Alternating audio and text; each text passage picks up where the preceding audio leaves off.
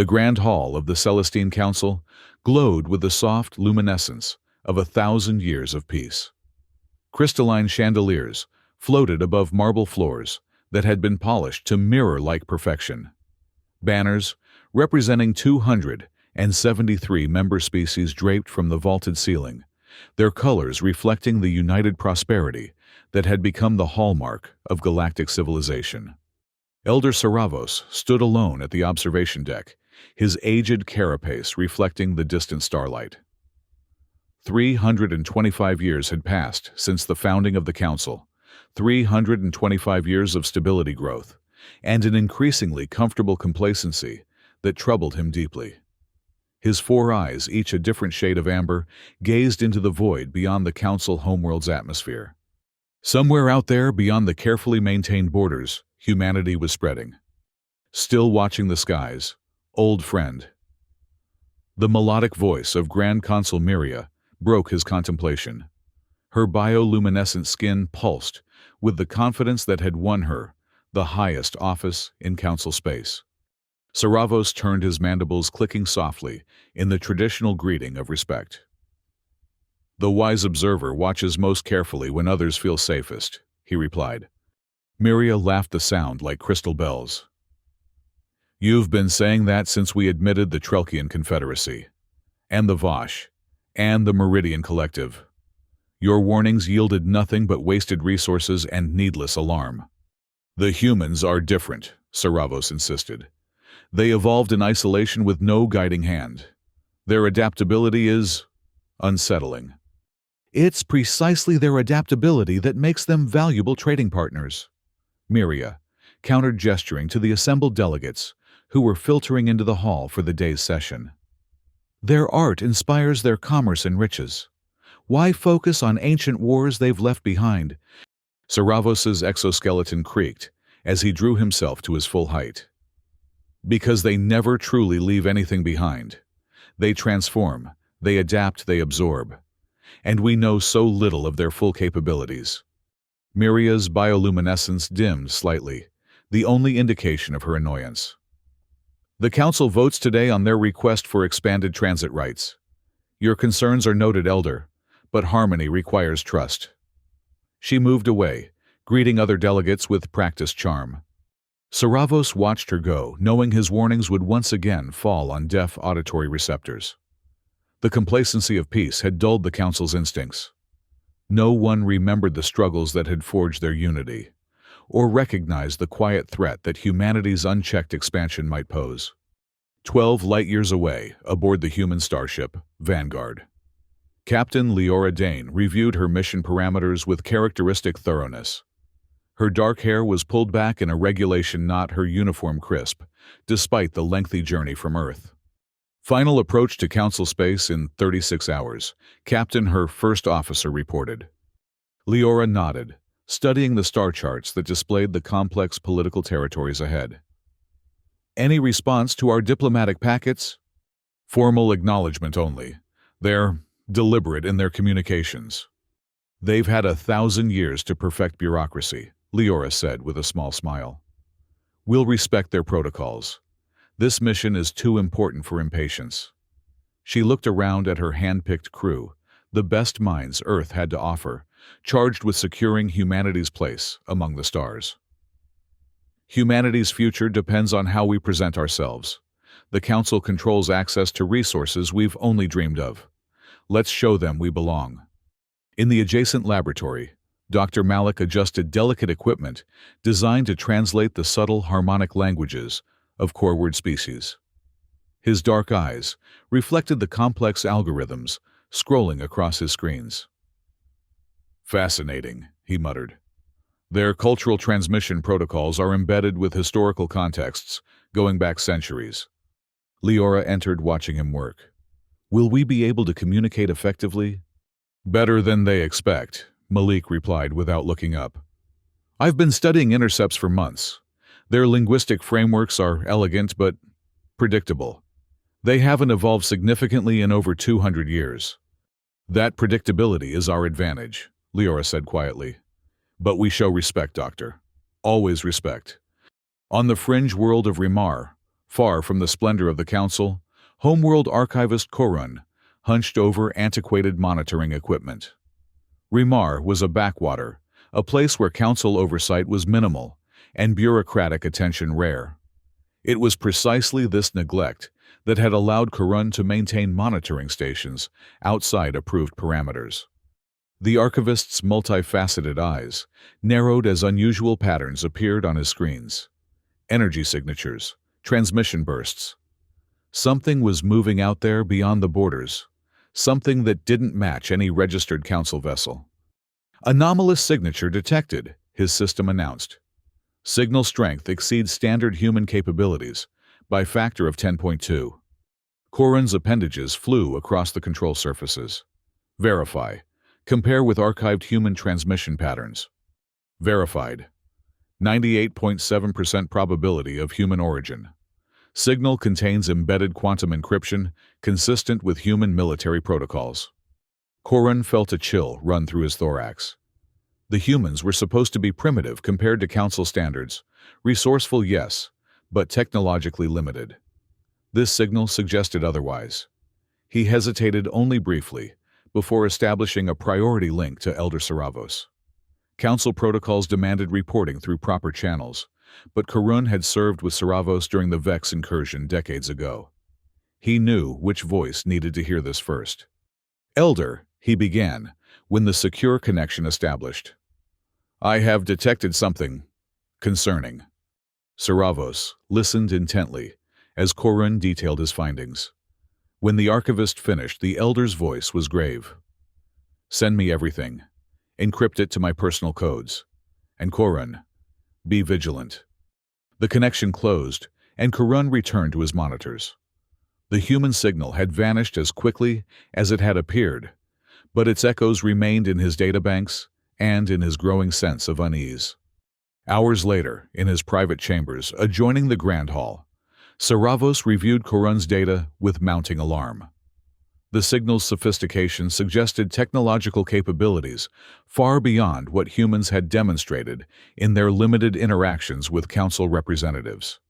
He composed an emergency briefing request and sent it directly to Grand Consul Miria, invoking ancient protocols that even she could not ignore. Within the hour, he stood before a hastily convened executive committee of the council.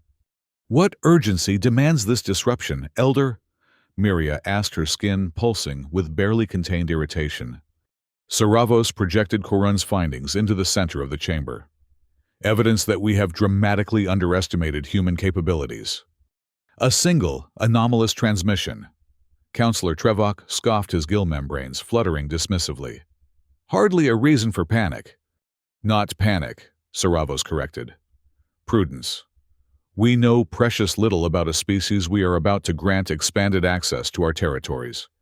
The humans have been transparent in all negotiations, Miria countered. Their emissary vessel arrives tomorrow with a full diplomatic contingent. Would you have me greet them with accusations based on frontier noise? Saravos's mandibles clicked in frustration. I would have you exercise caution, restrict their movements, limit their access until we understand more about their true nature. Restrictions based on unsubstantiated fears would violate the very principles of the Council, Miria declared, rising from her seat. Her bioluminescence brightened with conviction. We built this alliance on trust and mutual respect. I will not undermine that foundation on the word of a single fringe world observer. The committee members murmured in agreement, their forms shifting in the soft light of the chamber. Then, at least allow me to present a full historical analysis at tomorrow's general session, Saravos pressed.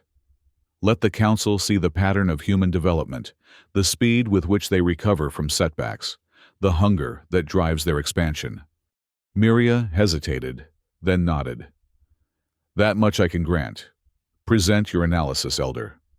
But know that I will not allow fear-mongering to taint our first formal contact with a promising new species. Saravos bowed, his exoskeleton creaking with the effort. I seek only to protect what we have built, Grand Consul. As do we all, she replied, but her tone made it clear that the matter was settled in her mind. As the executive committee dispersed, Saravos remained in the chamber, his gaze fixed on the holographic representation of the human signal. There was something in its patterning, a complexity, an adaptability that reminded him of predator species. It called to instincts long dormant in his species' evolutionary memory. Danger, it whispered. Change. And the Celestine Council, in all its ancient wisdom, was blind to it. The next day, the Vanguard entered Council space with the formal precision that Captain Leora Dane had drilled into her crew for months. They transmitted identification and diplomatic credentials on all frequencies, maintaining a respectful distance from the nearest outpost. "We're receiving clearance to proceed to the Council homeworld," the communications officer announced. "Full access granted, no restrictions noted." Leora frowned slightly. "No escort vessels, no inspection protocols." "None, Captain. We're being welcomed as honored guests." "That's unusually trusting," she observed. "Maintain standard approach protocols regardless. I want full sensor sweeps and continuous diplomatic broadcasts. We represent humanity, people. Let's show them our best face." As the Vanguard made its way deeper into Council territory, Elder Saravos stood before the assembled Celestine Council, his presentation ready. The Grand Hall was filled to capacity. Representatives from hundreds of worlds gathered to witness this historic session. "Esteemed colleagues," Saravos began, his voice carrying across the vast chamber.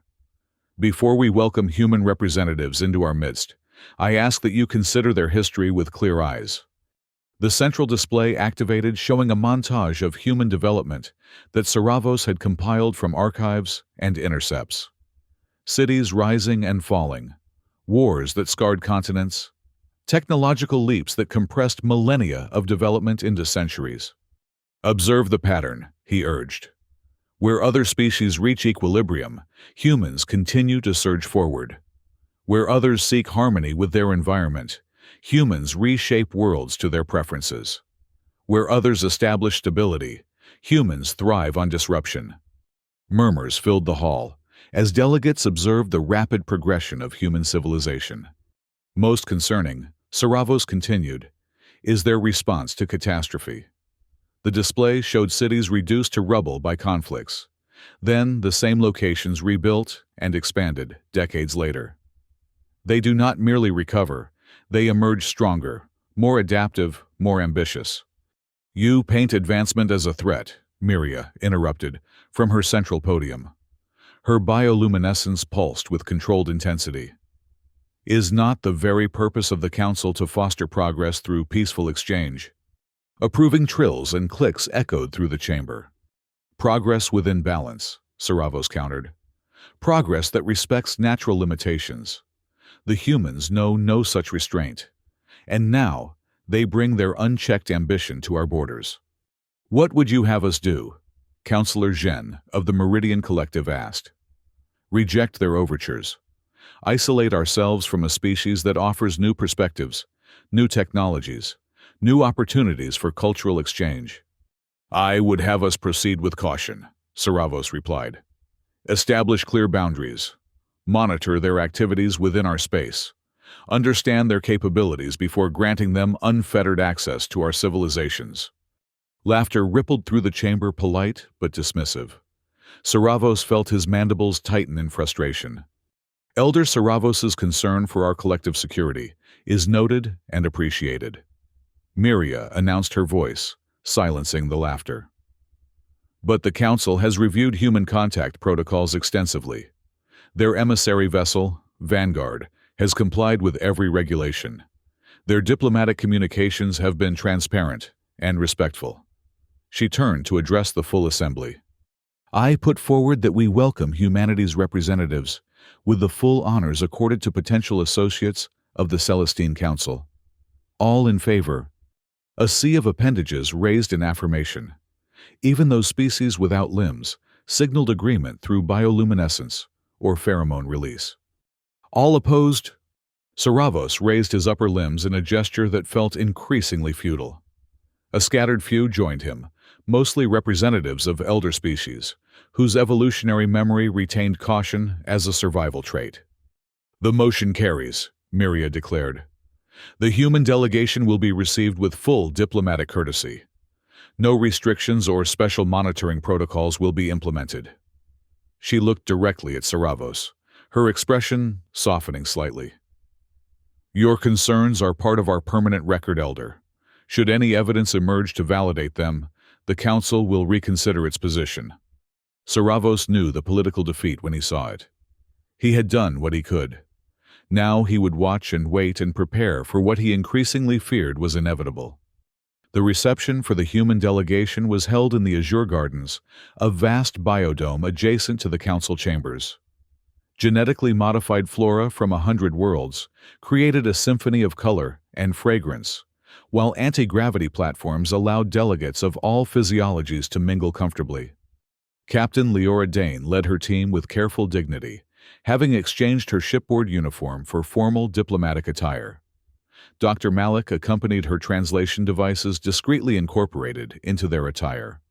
Captain Dane, Grand Consul Miria, greeted them, her bioluminescence shifting to welcoming patterns. The Celestine Council is honored by your presence. Leora bowed precisely to the depth that their cultural briefings had indicated was appropriate, neither subservient nor presumptuous. The honor is ours, Grand Consul. Humanity has long hoped to establish formal relations with the Council. Your timing is fortuitous, Miria replied.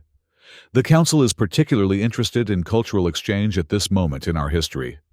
We come offering friendship and knowledge, Leora said, gesturing to her team.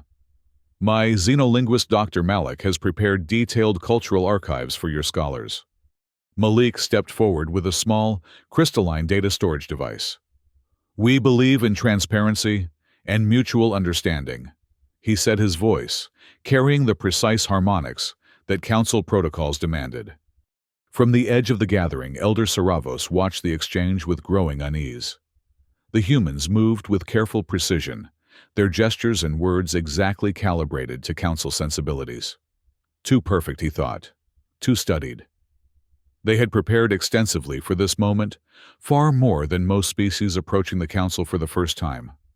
When Leora turned and met his gaze across the garden, Saravos felt a chill run through his exoskeleton. There was something in those human eyes, an intelligence, an assessment that reminded him of the apex predators on his homeworld. They saw everything, missed nothing, and always calculated their advantage. As the reception continued, Leora made her way gradually toward him, navigating the complex social currents of the gathering with impressive skill. Elder Saravos, she greeted him, pronouncing the complex syllables of his name with perfect intonation. Your reputation precedes you. As does humanity's, he replied, mandibles clicking softly. You have studied us well. She smiled, that strange facial movement that humans use to signal so many different emotions. Knowledge is respect in our culture. We wouldn't presume to enter your domain without understanding its protocols. And what else do you understand, Captain Dane? What else have you learned while watching from beyond our borders? If his directness surprised her, she didn't show it. That the Council represents the greatest achievement of cooperative governance in known space. That your technological and cultural achievements set a standard we can only aspire to. That we have much to learn and perhaps something to offer in return. Ambition, Saravos observed. Always ambition with your kind. Progress, she corrected gently. The desire to grow, to improve, to reach beyond our limitations. Is that not a value the Council shares? Within boundaries, he emphasized. Within natural order. Ah, she said, her expression thoughtful. And you believe we transgress those boundaries? It wasn't a question. Saravos felt his unease deepen. I believe, Captain Dane, that humanity has yet to find an obstacle it does not seek to overcome, regardless of whether that obstacle exists for a purpose. Before she could respond, Miria approached, accompanied by several high-ranking counselors. I see you've met our most cautious elder, she said to Leora. I assure you his views are not representative of the council majority. Every council needs its skeptics, Leora replied diplomatically. Without different perspectives, how can wisdom emerge? Miria's bioluminescence pulsed with approval. Well said, Captain. Now let me introduce you to those who oversee our trade networks. I believe they will be most interested in your proposals." As they moved away, Leora glanced back at Saravos, inclining her head slightly, in a gesture of respect that seemed to his experienced eyes genuinely meant. He returned the gesture, wondering if he had misjudged her, or if her performance was simply more nuanced than he had anticipated. In the following weeks, the human delegation moved through Council Society with careful grace. They attended cultural exchanges, participated in scientific symposiums, and negotiated preliminary trade agreements that promised mutual benefit. Captain Dane and Dr. Malik became familiar figures in diplomatic circles, their insights and questions revealing a deep interest in Council operations. Meanwhile, on the fringe world of Remar, Archivist Korun continued his unauthorized monitoring of the space beyond Council borders. Human vessels appeared with increasing frequency in his scans, their technology seemingly more advanced with each passing month. Most concerning were the transmission patterns, complex, encrypted, and far more extensive than what the delegation reported to Council authorities. He compiled his observations and sent them through secure channels to Elder Saravos, knowing that the Council's official monitoring stations, focused on known threat vectors, were missing this quiet infiltration.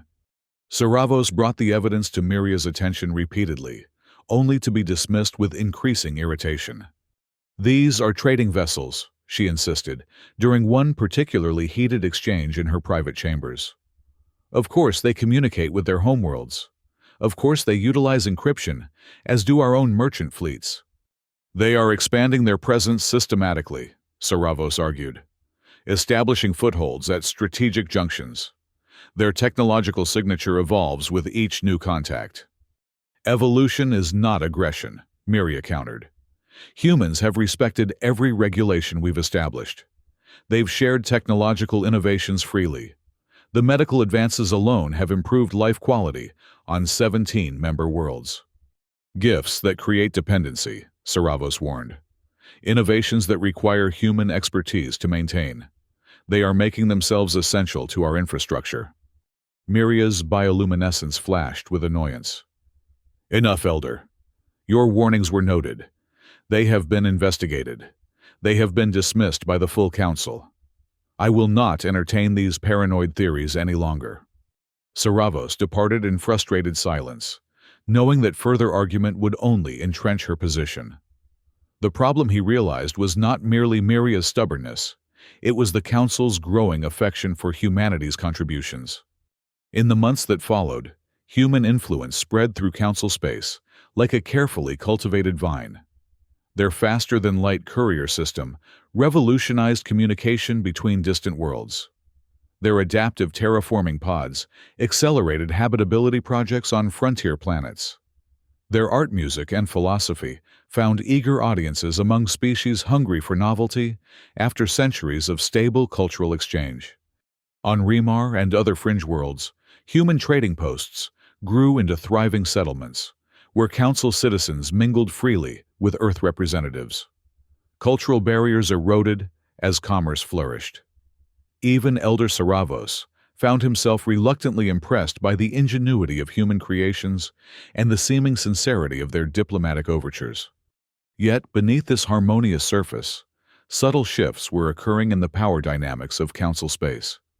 Member species began adopting human methodologies, human technologies, human perspectives. The careful balance of influence that had maintained stability for centuries began to tilt incrementally, but inexorably toward human interests.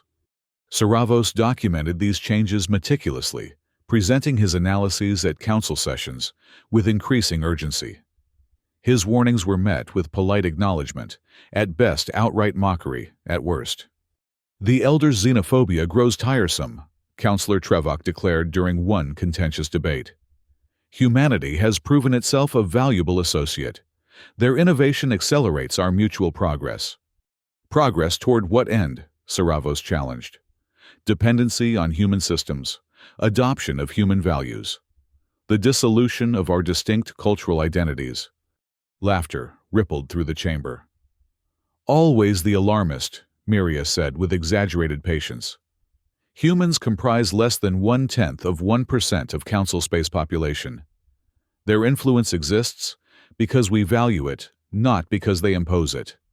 Saravos looked around at the assembled representatives, noting how many now wore human-designed communication devices, how readily they quoted human philosophers, how quickly they adopted human gestures and expressions. The changes were subtle, but pervasive, like water, slowly eroding stone. "You cannot see it because you do not wish to see it," he said finally. "Your complacency blinds you to the transformation happening before your eyes." More laughter followed him as he left the chamber, his warnings once again unheeded. On the anniversary of humanity's formal introduction to the Council, a celebration was held that spanned hundreds of worlds. The Vanguard had become a symbol of successful integration, and Captain Leora Dane had been named humanity's principal envoy to the Council. Trade volumes had quadrupled, cultural exchanges flourished, and joint scientific ventures yielded breakthroughs in medicine, energy production, and environmental restoration. Amid the festivities, few noticed the intensification of that strange human beacon that Archivist Korun had detected a year earlier. Its signal strength had grown, its quantum encryption more sophisticated, its transmission patterns more complex. Korun, now officially sanctioned to study human communication protocols as part of a cultural exchange program, observed the changes with growing alarm. The beacon's energy signature pulsed in patterns that resonated with quantum fields at frequencies beyond normal communication needs. It seemed to reach into the very fabric of space-time, creating ripples that propagated beyond Council borders into the uncharted void beyond. Korun sent his findings to Elder Saravos with an urgency that bordered on panic. "This is not a communication device," he wrote. "Its purpose is something else entirely, something no human representative has disclosed to the Council." Saravos received the analysis while attending the mandatory celebration on the Council homeworld. He excused himself from the proceedings, retreating to a private alcove to study Korun's data. The archivist's conclusions were disturbing, but aligned with his own suspicions.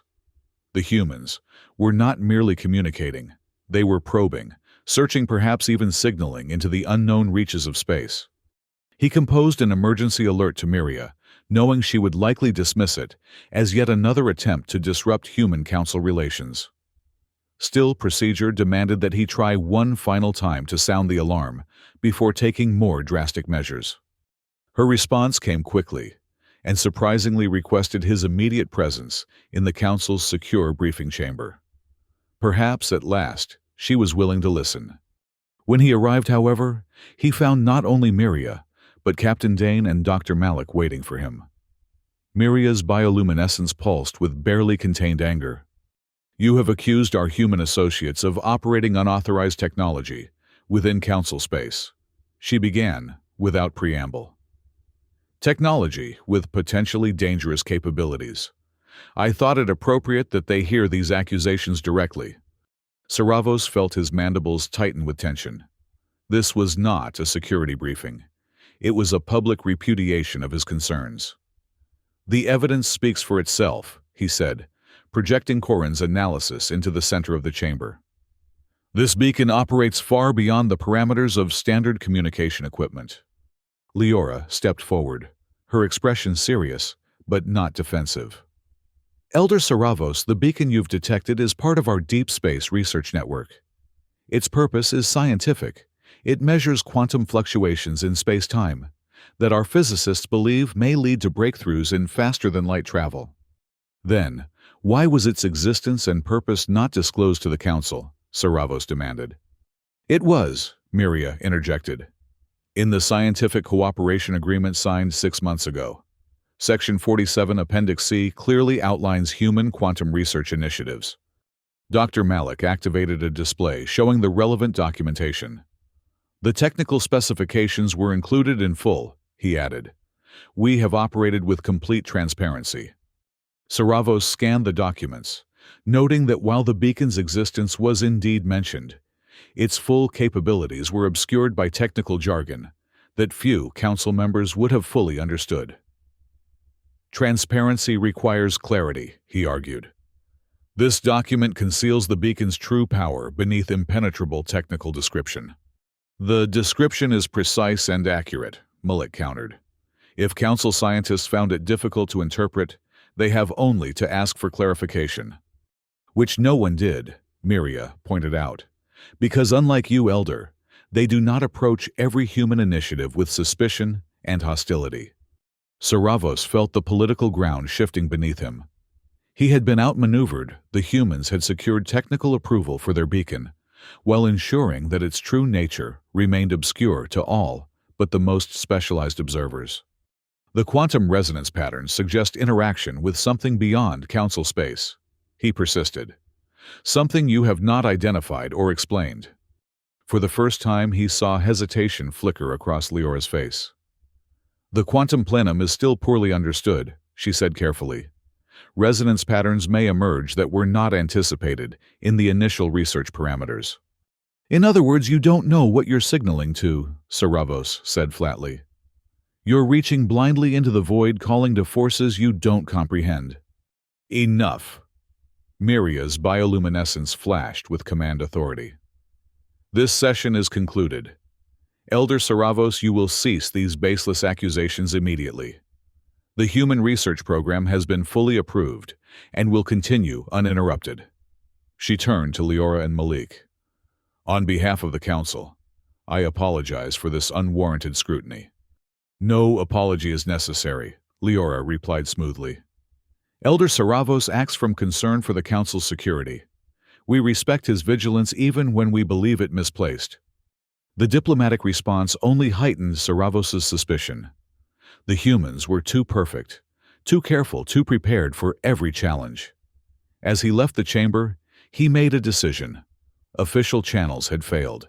It was time to act independently. He sent an encrypted message to Archivist Karun. Prepare your observation post. I am coming to Remar. The journey to the Fringe World took 3 days by Council transport. Saravos traveled under the guise of a cultural inspection tour, using his elder status to bypass the usual authorization protocols. When he arrived at Karun's remote observation facility, he found the archivist in a state of agitated concern. The beacon's output has intensified, Karun reported without preamble, leading Saravos to his monitoring station. And there's something else, something responding. Saravos felt his exoskeleton tighten around his vital organs, his species' involuntary reaction to perceived threat. Show me. Karun activated his displays, revealing energy patterns that pulsed in the void beyond Council space. The human beacon's output appeared as a structured lattice of quantum interactions reaching outward. And at the edge of sensor range, barely perceptible an answering pattern. Different, older, immensely powerful. When did this response begin? Saravos asked, his voice hushed. 19 hours ago, Karun replied. It's faint but growing stronger. The human's beacon seems to be amplifying it somehow, creating a resonance that's allowing it to build. Have you reported this? Karun's sensory appendages flattened against his head in distress. To whom Council monitoring stations aren't calibrated to detect these patterns. The official channels all lead to administrators who have embraced human expertise. I sent preliminary data to 3 different Council scientists, all dismissed it as instrument error. Saravos studied the patterns, trying to interpret what he was seeing. The response signature didn't match any known species or phenomenon in Council records. It moved differently, not like a communication signal, but like a presence awakening, stretching, focusing. We need to shut down that beacon, he said finally. Immediately. The humans control its operation, Karun pointed out. And they have the Grand Consul's full support. Then we must convince them of the danger. Saravos composed an emergency transmission to the Vanguard, knowing that bypass Council communication protocols violated numerous regulations. At this point, he had little left to lose. To his surprise, Captain Dane responded personally, within hours, requesting a secure channel for direct communication. When her image appeared on Karun's screen, her expression was grave. Elder Saravos, she greeted him. Your message indicated an urgent concern regarding our research beacon. Your beacon has awakened something, Saravos said, dispensing with diplomatic niceties. Something ancient and powerful that slumbered beyond council space. You must deactivate it immediately. Instead of the dismissal, he expected Leora's expression tightened with alarm. Can you transmit your sensor data? Koran sent the information, and they watched as Leora reviewed it with Dr. Malik, who had joined her. The xenolinguist's face paled visibly as he studied the patterns. This resonance signature, Malik said quietly. It matches theoretical models in our xenoarchaeology database. Extinct civilization, predecessor species. He looked up, his expression stricken. Entity designated the Devourer in recovered artifacts. You know of this thing, Saravos demanded, his mandibles clicking rapidly in agitation. Only from fragmentary records, Leora replied. Ancient warnings found on dead worlds at the edges of explored space. We thought they were myths, religious symbols, not... She took a deep breath. Our beacon was designed to detect quantum anomalies, not to activate them. If what you're seeing is real... It is real, Koran interjected, and growing stronger by the hour. Shut down your beacon, Saravos insisted. Before this, Devourer fully awakens. Leora nodded sharply. Commencing emergency shutdown protocols will need to... Her image suddenly fragmented as the communication channel destabilized. Static replaced her face, then darkness as the link failed completely. What happened? Saravos demanded. Koran's appendages flew across his control surfaces. Massive subspace disruption. It's interfering with all communication channels. The pattern it's changing, expanding. Whatever was awakening is now fully active. Before Saravos could respond, proximity alarms shrieked throughout the observation post. A new display activated automatically, showing the strategic overview of nearby council space. 3 sectors at the outer boundary were pulsing with warning indicators. What is that? Saravos asked, though he already suspected the terrible answer. Emergency beacons, Koran whispered.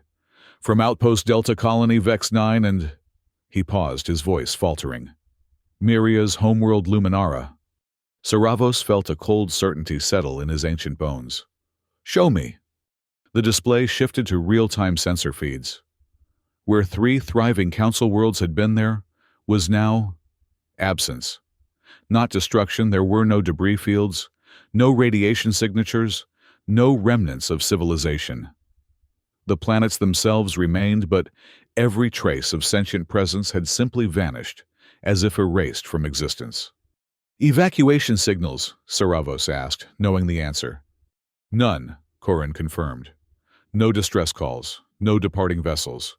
One moment they were there, the next, gone. The Devourer had awakened, and the Council in all its ancient wisdom was utterly unprepared. The emergency session of the Celestine Council convened in chaos.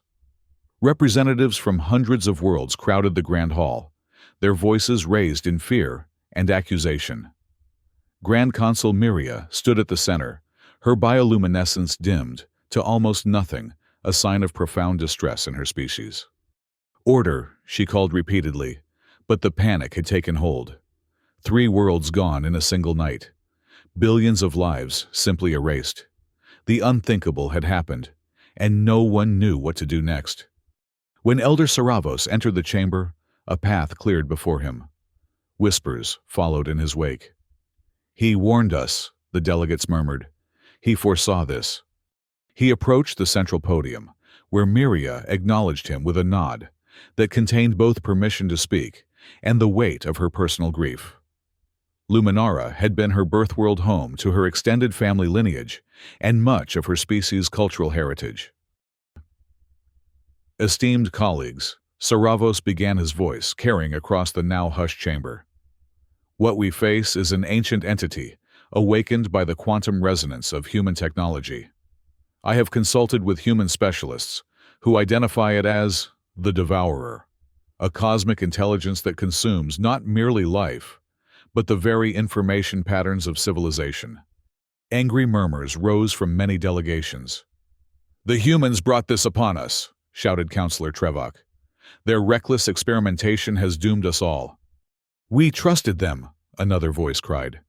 "We gave them access to our worlds, our technology, our people." Saravos raised his upper limbs for silence. "Assigning blame serves no purpose now. The threat exists. It advances. 3 more worlds lie in its projected path." "What defense can stand against such a force?" Miria asked, her voice hollow, with shock and loss.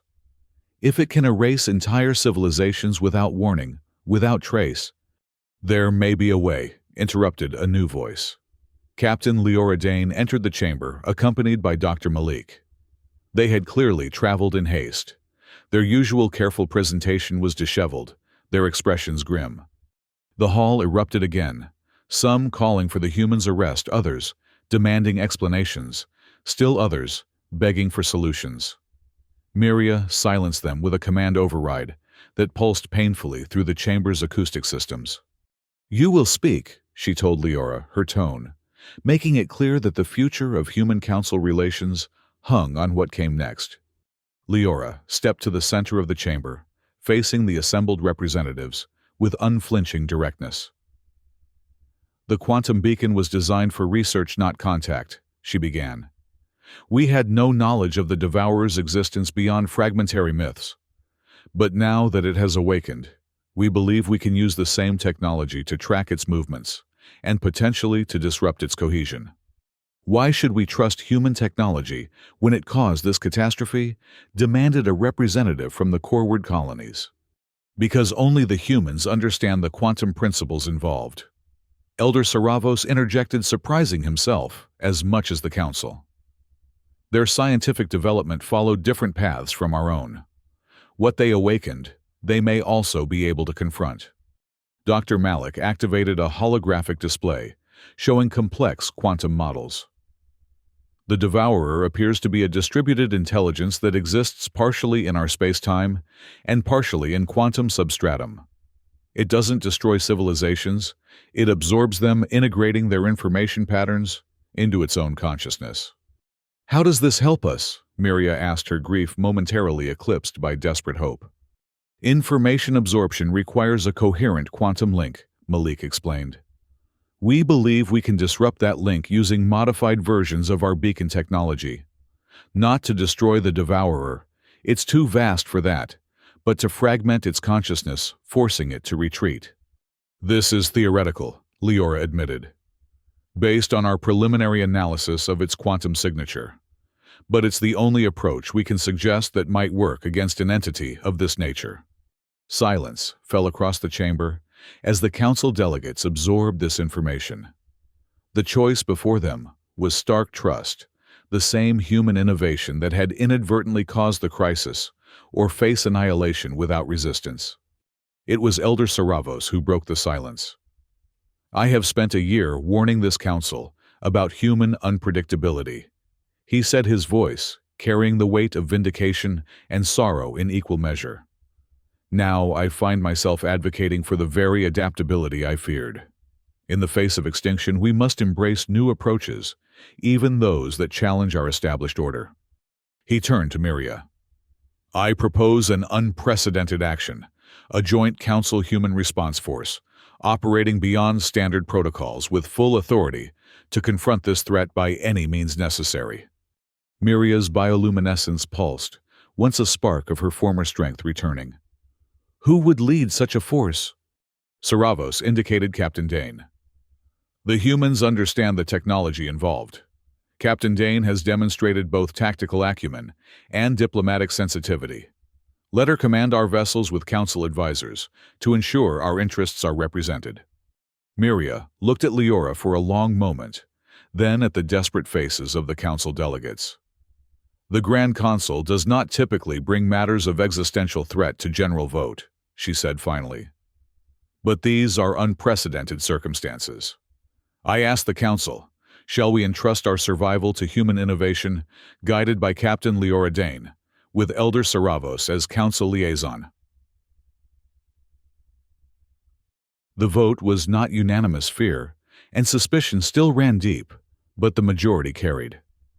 Within hours, The fastest Council warships were placed under Leora's command, their systems hastily modified according to Dr. Malik's specifications. Volunteer crews prepared for a mission unlike any in Council history, not to enforce order or conduct diplomacy, but to confront a force that challenged the very concept of continued existence. As the impromptu fleet prepared to depart, Elder Saravos joined Captain Dane on the command deck of the Council flagship, Celestial Guardian. The human vessel, Vanguard, had been integrated into the fleet's communication network, its more adaptable systems serving as the coordination hub for the joint operation. "I spent a year trying to convince the Council that humanity was dangerous," Saravos remarked as they reviewed the final deployment plans. "I never imagined that danger would become our only hope." Leora's expression was solemn. The beacon was never meant to awaken anything. It was pure research quantum mapping for navigation improvements. "Intent matters less than consequence," Saravos replied. "But what's done is done. Now we must focus on what can be undone." Leora nodded, studying the tactical display where the Devourer's advance was tracked as a spreading void in normal spacetime. "Our modified beacons are ready for deployment. If Dr. Malik's theories are correct, we can disrupt its quantum cohesion enough to force it to retreat at least temporarily. And if the theories are incorrect, then we've sacrificed time that could have been spent on evacuation," she admitted. "But the entity's rate of consumption suggests that evacuation would save only a small percentage of threatened populations. This is our best chance." Saravos reflected that a year ago, he would have dismissed such human optimism as dangerous overconfidence. Now, facing extinction, he found himself grateful for it. "Then, let us proceed, Captain Dane. The Council fleet awaits your command." The Vanguard led the joint fleet toward the advancing edge of the Devourer's influence. Long-range sensors showed the horrifying progression of its consumption worlds going silent one by one as it moved deeper into Council space. Each loss represented millions or billions of lives absorbed into its incomprehensible consciousness. Dr. Malik coordinated the deployment of modified quantum beacons from his laboratory aboard the Vanguard. Working with Council scientists, he had adapted the technology that had inadvertently awakened the Devourer to create a network of disruptive fields designed to fragment its quantum coherence. "The entity appears to operate as a distributed hive mind," he explained during the final briefing. "Its consciousness exists across multiple quantum states, simultaneously allowing it to process and absorb vast amounts of information. Our strategy is to force quantum decoherence in its network, essentially creating static that prevents it from maintaining unified awareness." "Like overwhelming a communication system," Leora suggested. "More like forcing a mind to think conflicting thoughts simultaneously," Malik clarified. "We can't destroy it, it's too vast and too deeply embedded in the quantum fabric. But we can disorient it long enough to make Council space seem indigestible." As the fleet approached the phenomenon's edge, Archivist Karun's voice came through the communication network from his monitoring station on Rimar. "The entity is reacting to your presence," he reported, "changing its consumption pattern, accelerating." On the tactical displays, the void expanded, suddenly engulfing another star system in moments. The Council warship Vigilant reported visual contact with the phenomenon, describing it as darkness that moves with purpose, before their transmission abruptly ended. "It's targeting us specifically now," Saravos observed. "It recognizes the threat." "Deploy the first beacon array," Leora ordered. "Let's see if we can get its full attention." Council vessels moved into carefully calculated positions, deploying the modified beacons in a geometric pattern designed to create maximum quantum disruption. The devices activated, simultaneously generating fields that rippled through subspace, like stones dropped into a still pond. The effect was immediate and dramatic. The Devourer's advance halted.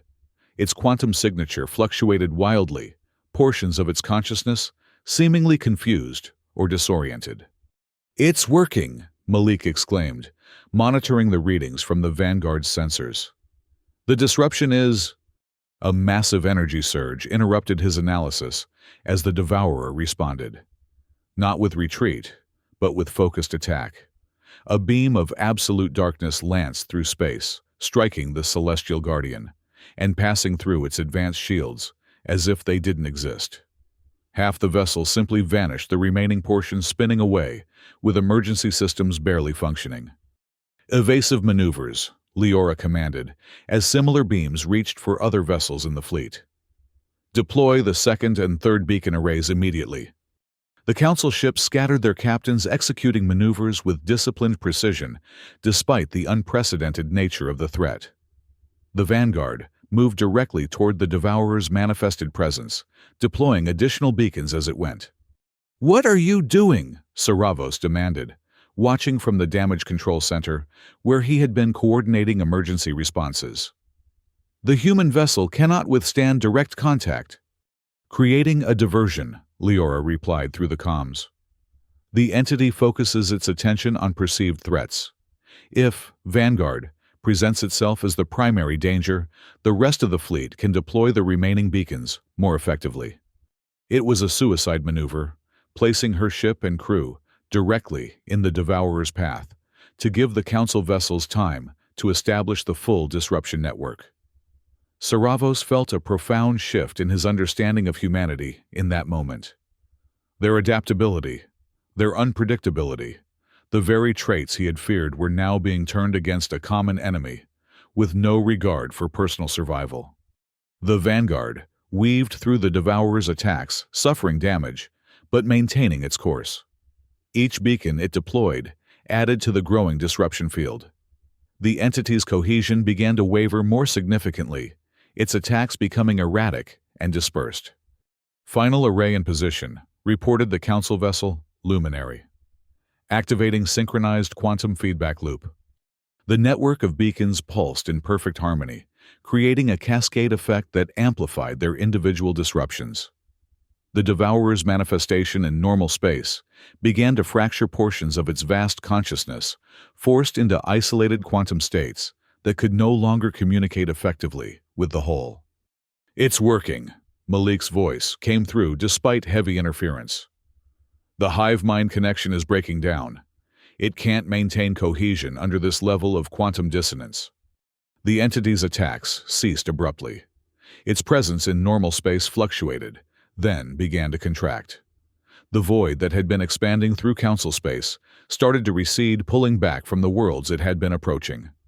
"We've done it," Leora said, her voice tight with controlled emotion. "The disruption field is forcing it to retreat." "Not retreat," Saravos corrected, watching the sensor readings. "Regroup. This is temporary. It withdraws to escape the confusion we've created, but it will return once it adapts." "Agreed," Leora replied. "But we've proven the concept works. With more time, we can develop permanent defenses based on this technology." The fleet maintained position as the Devourer continued its withdrawal, monitoring its movement until it passed beyond the borders of Council space and into the void beyond. Only then did the surviving vessels stand down from combat status and begin the grim task of assessing casualties. The Council flagship, Celestial Guardian, had been nearly destroyed with hundreds lost, when half the vessel simply ceased to exist. 3 other Council warships had been completely absorbed. The Vanguard had survived, but was severely damaged, its hull breached in multiple sections, life support failing on several decks. As rescue operations commenced, Elder Saravos made his way to the Vanguard via emergency shuttle. He found Captain Dane in the vessel's medical bay being treated for injuries sustained during the battle. Dr. Malik worked nearby, analyzing data from the engagement despite his own wounds. "You risked everything," Saravos said without preamble. "Your ship, your crew, yourself." Leora looked up, her face pale but her eyes clear. "It was our technology that awakened it. Our responsibility to help stop it." "Many on the Council will still blame humanity for this catastrophe," Saravos warned. "They will demand restrictions, reparations, perhaps even expulsion from Council space." "And what will Elder Saravos demand?" she asked. "You who warned the Council about human unpredictability for so long." Saravos considered the question carefully. I will demand that we learn from this near extinction, that we recognize both the danger and the value of innovation, that we forge a true partnership, not the complacent acceptance that allowed this crisis, nor the fearful rejection that might prevent its solution. Dr. Malik looked up from his analysis. The entity will return. Our disruption bought time, but it's already beginning to adapt. I can see changes in its quantum signature at the edge of sensor range. Then we must use that time wisely, Saravos said.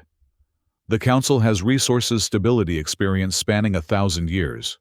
Humanity has adaptability innovation, a perspective unconstrained by our traditions. Together, perhaps we can develop defenses that will truly protect our civilizations. In the days that followed, as the surviving vessels limped back to Council space, word of the confrontation spread through the member worlds. The losses were catastrophic, billions gone, worlds emptied of sentient life, fleets decimated. Yet the horror might have been far worse without the joint Human Council action. Grand Consul Miria, still in mourning for her homeworld, convened a special session of the Council to determine the path forward. The Great Hall was somber, the usual pageantry absent. Many delegation positions stood empty, their representatives among those absorbed by the Devourer. We gather in the shadow of unprecedented tragedy. Miria began her bioluminescence, subdued but steady. The entity known as the Devourer has retreated for now, but we must prepare for its return. Our very existence depends on the decisions we make today. Captain Dane and Dr. Malik attended as representatives of humanity, their formal attire replaced by simple utility uniforms that reflected the gravity of the situation. Elder Saravos stood with them, a visible symbol of the unexpected alliance that had emerged from catastrophe. The Council has existed for a millennium based on principles of stability and mutual respect, Miria continued. These principles have served us well in peacetime, but they left us vulnerable to a threat beyond our experience, a threat we might have anticipated had we heeded those among us who warned of complacency. Her gaze fell on Saravos, acknowledging what few would have thought possible before the crisis, that his caution had been justified, if not in the way he had expected. I propose the creation of a new charter, Miria declared. One that preserves our commitment to peace and cooperation, but incorporates the adaptability and vigilance we now know is essential for our survival. The debate that followed was unlike any in Council history, focused not on procedural details or political advantage, but on the fundamental question of how diverse civilizations could protect themselves against cosmic threats while maintaining their core values. Human perspectives were given equal weight to those of the oldest Council members, the crisis having erased many of the barriers that had separated them.